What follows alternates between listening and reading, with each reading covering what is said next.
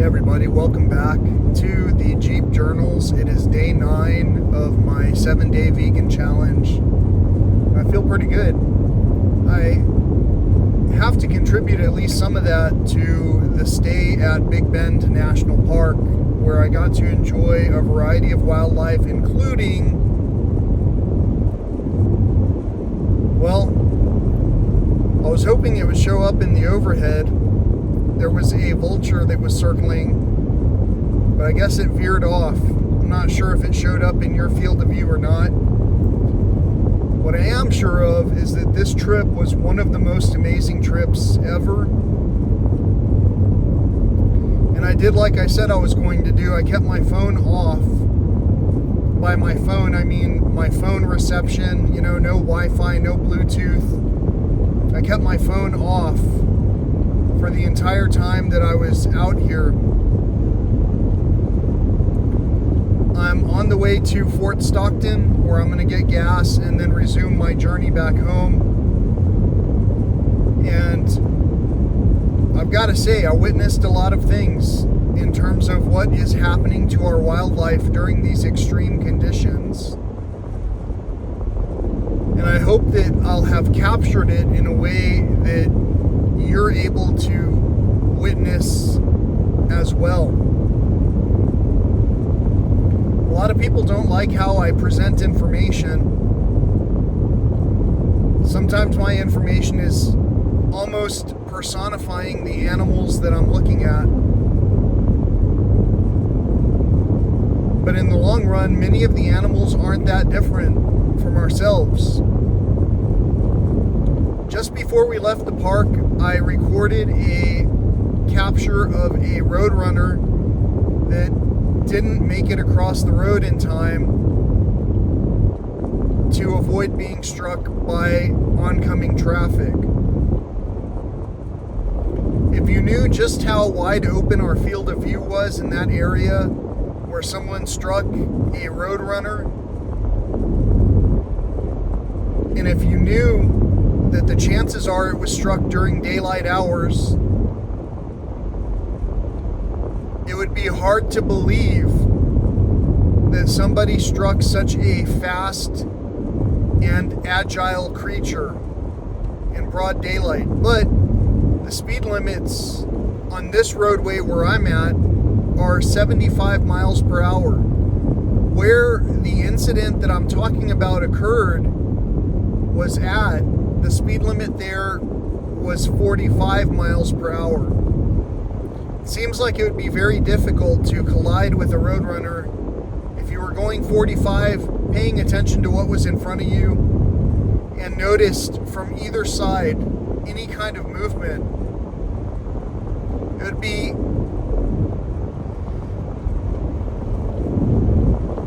be almost impossible to not be able to slow down. I'm passing by. There was a large prairie dog. Sometimes they're on both sides. Sometimes they're running across the road. This one that I saw was just sitting out of its gopher hole. Sitting upright, like a meerkat. Like a gopher. Like a prairie dog. But I haven't noticed a lot of hawks. That's not to say that I didn't see any. But usually, when it's easy to find food around here, the animals are all over the place. They are ever present.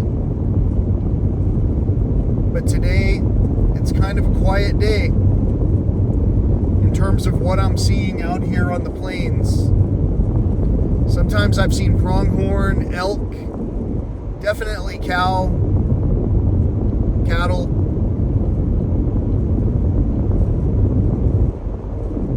deer,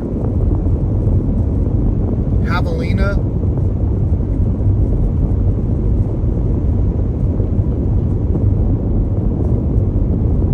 It's been less and less frequent though. Even the prairie dogs that I was seeing back there was only that one.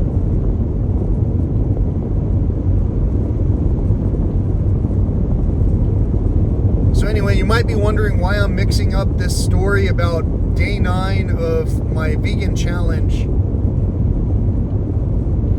Why I'm doing this, what's essentially a fast. And how is it affecting me health-wise? Well, my health should speak for itself in the form of, what do you see me doing? Am I doing activities that require physical capabilities? Am I performing tasks that require mental forethought? Is my mind at ease? Is my body at ease? Even when I'm in the proximity of the truly wild, which hopefully you're seeing on some of the other segments that I'm sharing. Even when I'm in the proximity of the truly wild, does my body seem at ease? Does my mind seem at ease? So on this channel, what I'm sharing is how health is wealth, how our health has been talked about in many texts of truth, books of peace, of acknowledgement, of knowledge. The only thing is, many of us have not taken the responsibility of reading some of these documents ourselves. Many of us pride ourselves very highly on privacy. Like, we wouldn't want just anyone to have our phone number, our address, or anything that would give them any kind of insight into who we are. Most of everything we want locked away, hidden from plain view. In a lot of ways, that's how wildlife acts towards humanity, because wildlife has been pillaged for all of its wonders. Why would the top-level predator that requires the top-level prey, why would it want to be seen by us? The people who can magically take without even caring what we're taking with our tools. I'm in a fancy tool myself. I'm in a futuristic time machine. This time machine helps me cover a journey from point A to point B faster than most people will take to get ready for a trip like this. This particular time machine comes with a cost. To go through the vortex, the wormhole of increasing my time in this space continuum, I have to compress space so fast that anything in the vortex that I travel through is at risk. The insects that are on my windshield, for an example, were a part of the price that was paid to get me from point A to point what you're seeing right here. We're traveling on US 385, which, if you haven't recognized, is my website, us385.com. We're passing scattered bones of some large animal. I assume it was a cow. Could have been an elk. The bones were so large.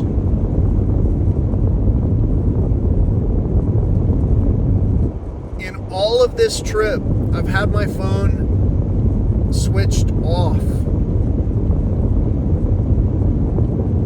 That doesn't mean that I didn't think about you specifically. You, the viewer. You, the person with whom I interact regularly. That doesn't mean I didn't think about you.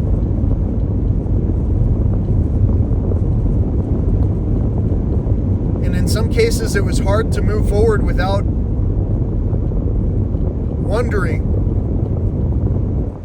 well, what would so-and-so do?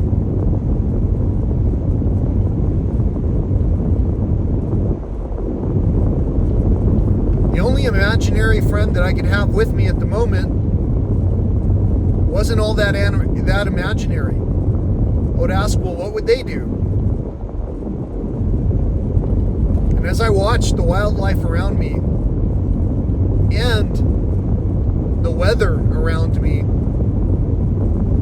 I knew what I was supposed to be doing in order to fit into the home into which I was welcomed. For 4 days, I was treated to people trying to scare wildlife out of their wild environment. During this climate challenge that we are experiencing, we're under some cloud cover right now, which the timing is perfect. If you can imagine being in a high desert environment that doesn't have as many trees as it used to, or as many super cool rocks, because they've been in the shade for so long. If you can imagine a place that's going through desertification, where trees and shrubs and plants are being lost. If you can imagine being a fully furred animal living in that type of an environment, well, the campgrounds at Big Bend National Park seem pretty inviting for the bears to cool off. Especially since the bears are cooling off far away from their competition. Their larger Bruins, their larger brothers, their larger sisters, their larger mothers and fathers, they're in the same environment competing for the same extremely limited resources. And last year, because it rained a lot, we had a lot of signs that things might continue the way that we always thought they would continue. And so a lot of bears were born.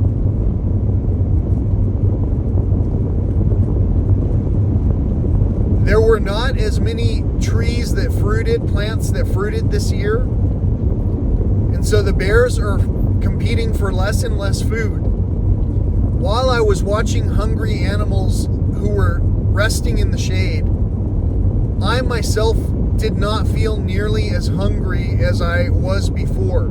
I saw something in my counterparts, a story of starvation, just like in those stories we used to be so quick to change the channels from in the past. I saw something that I recognized: hunger, starvation, lack of energy, exhaustion. And then I saw that what our stewards were doing was walking around air horning or honk horning their cars in order to drive away that which was humbly looking for a place to rest. The only arguments we heard were between siblings who were arguing over what shade they were going to get into. By dominance. But their dominance was preceded by a display of verbal and physical communications. These bears would snap at each other and rumble at each other, just like I've heard about on television shows, and just like I've seen documented on game cameras. Here, on this channel, if you watch the other segments that have to do with the main reason this channel exists, wildlife is the first thing that brought my attention to technology and being able to preserve and capture some of this to show other people, to bring joy. Because if I got joy seeing these things, I know you would as well. But in addition to that joy that I've brought, I'm showcasing a struggle, a real struggle that's occurring in a place where I am wildly familiar with how this environment, including its wildlife, is supposed to operate. I'm extremely familiar with how fast a roadrunner can maneuver. And I was just equally surprised that I saw one that had been struck by a car and run down in the middle of the road. I moved it from its location where it would have been just baking onto the pavement in the hot afternoon sun. I moved it off under some shrubs, under some creosote, into one of the shadiest places that I could find. There was no thick vegetation like there is that I'm passing here, or I would have put it a little further back. I recognize the animal is no longer there in its body, the spirit. I know that the body wasn't there for me or anyone else to tend to, theoretically. I know that the gratitude that's necessary to even see a beautiful live roadrunner is not always present in one another. But I also know that through the video, the magic of video, through the video that I got to capture, I will be bringing topics of delight to this channel. Those are highly prized experiences that can be extremely rewarding. All I ask in reciprocation is that if you enjoy any of these segments, that you share those channels. Inevitably, someone's going to click on the description and learn how to support this type of effort. It does take effort. I'm passing a picnic area.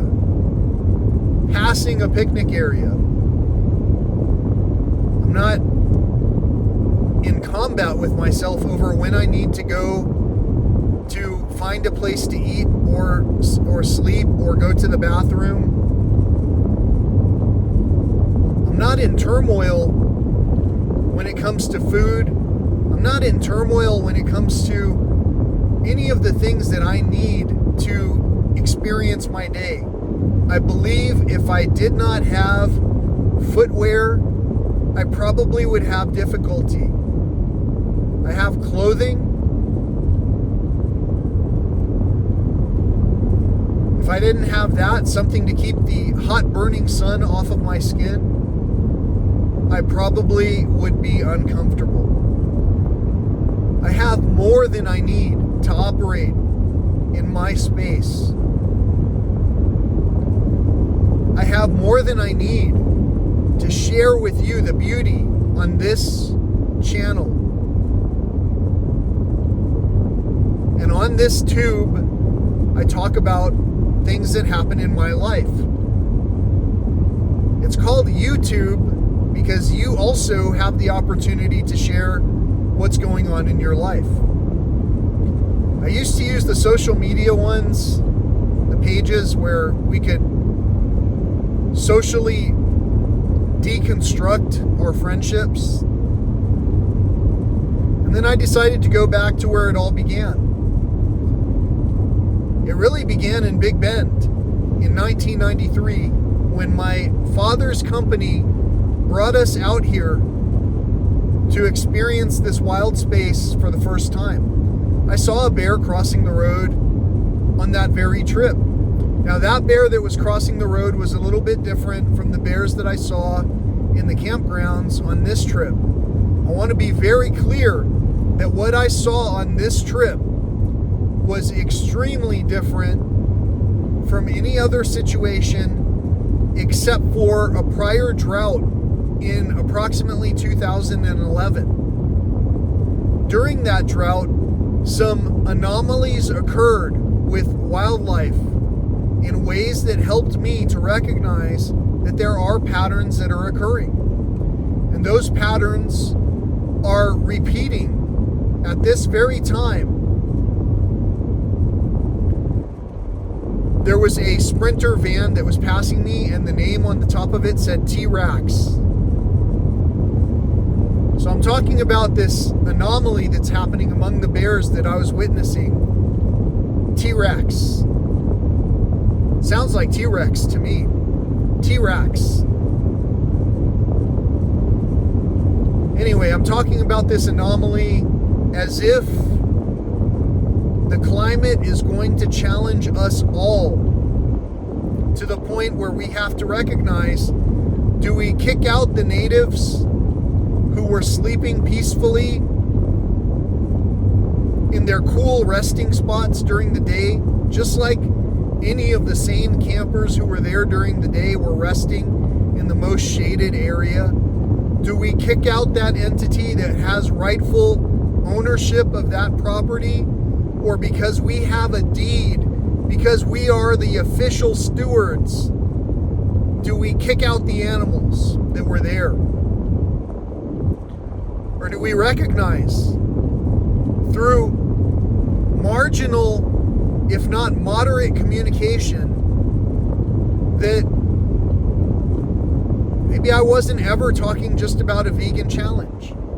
Maybe I wasn't ever just talking about spirituality. Maybe I wasn't ever just talking about health or wealth.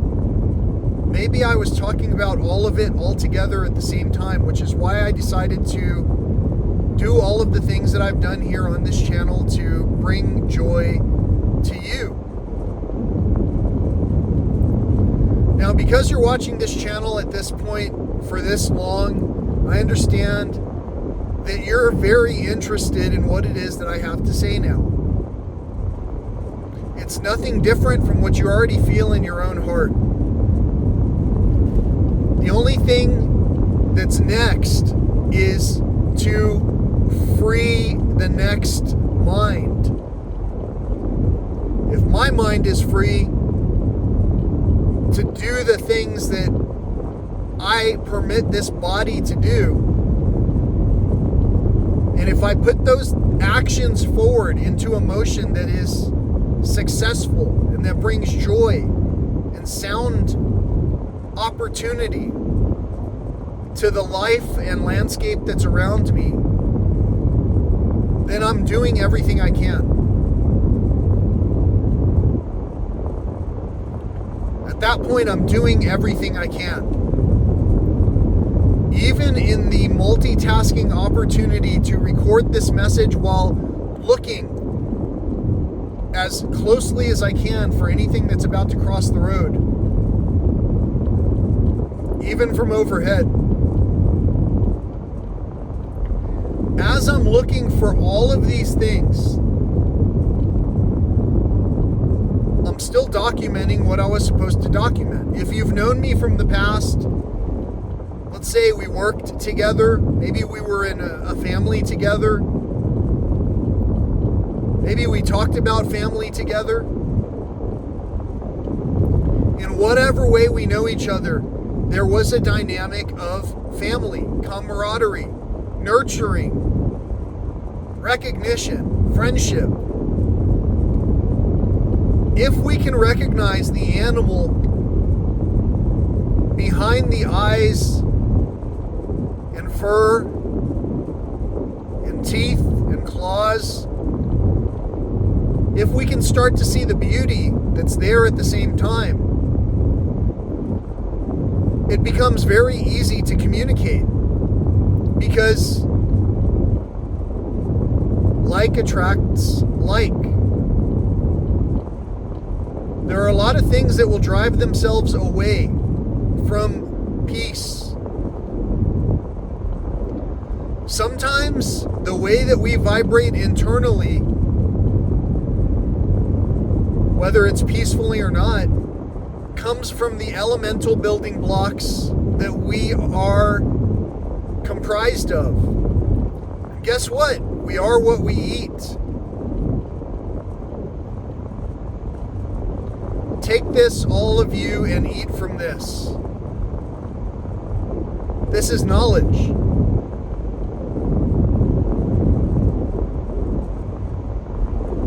I know that you're watching because you understand that there's knowledge being shared here. Knowledge is important. It's valuable.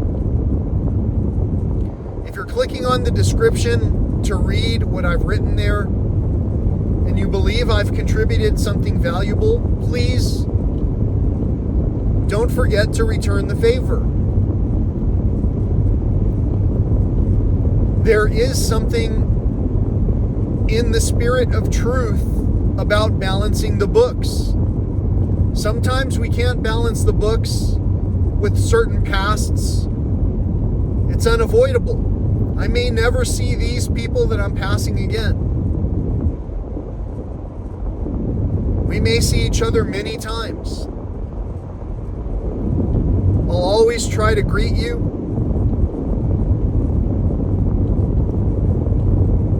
And to have a discussion about what it was that brought us together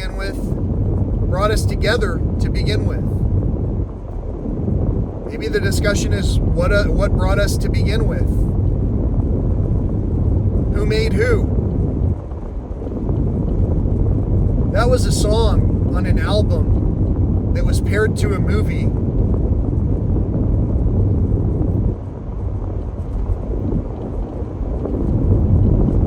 That was set to a theme that a comet passed by and all of the mechanical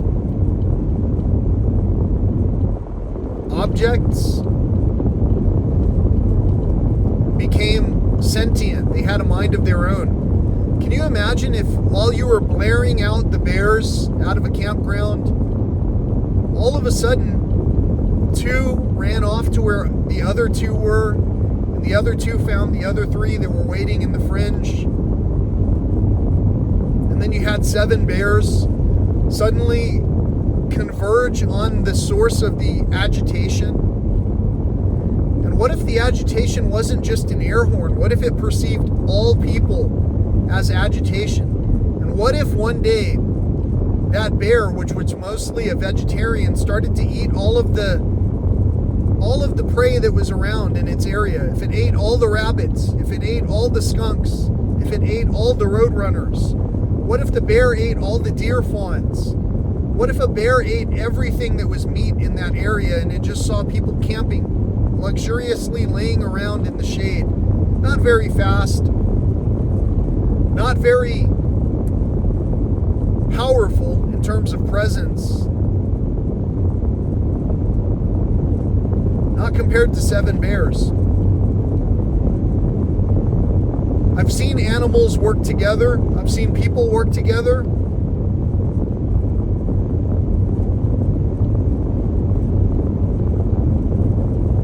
And I've seen what happens when we pray together. You could use that word however you want to use it, and it still would be an appropriate answer. How we effectively express gratitude together sometimes magnifies the experiences that we have. On this particular trip, I didn't see my camp neighbor this morning, but I left them a note. They left me a note the day before. And in that note, it simply gave them thanks for the opportunity to have spoken with them. We had great conversations, and we barely even had a blip of time to have that conversation.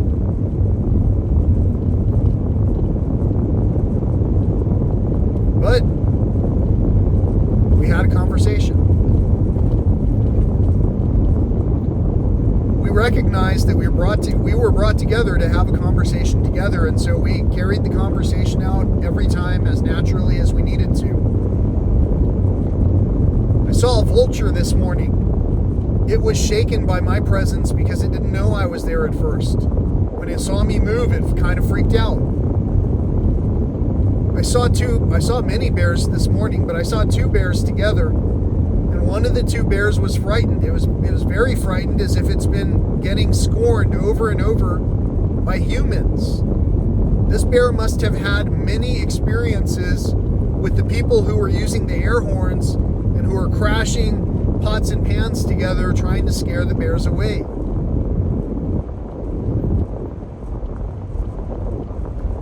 It doesn't know what's happening the same way that we don't recognize that it's starving for shade, for water, for food, for experience. It can't even hang out with its mother right now. Its mother has to nourish herself right now,